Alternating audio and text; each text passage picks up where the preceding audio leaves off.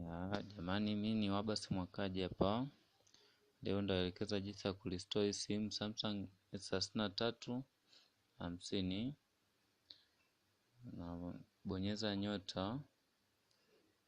Nabonyeza nyota ya 27. Baada ya kubonyeza nyota utaandika 27. Utakuja utaandika 67.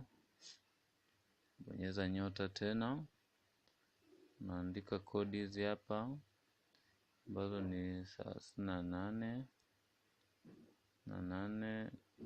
kuja unaandika 55 5 na bonyeza leli.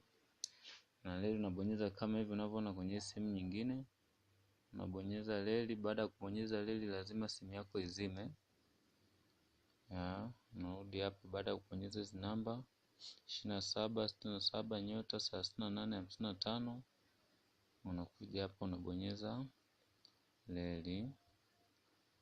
Na wakati wa kubonyeza hii leli simu yako itazima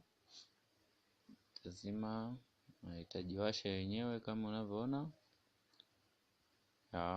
Ni Samsung GT-S3350. Haijalishi ulisahau password au la, simu yako lazima ijirestore factor. Itakuwa kama mpya, kama tayari kwa matumizi kutoka dukani. Simu yako itawaka kama unavyoona hapa. Itawaka kwa lugha yoyote ile, ila wewe utachagua lugha yako ya Kiingereza ambayo umezoea.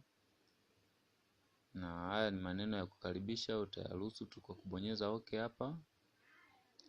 Na kwenye saa utaweza kurekebisha, lakini simu yako itakuwa tayari kwa matumizi. Asante, mimi ni Wabasi Mwakaji. Tukutane kwenye video nyingine.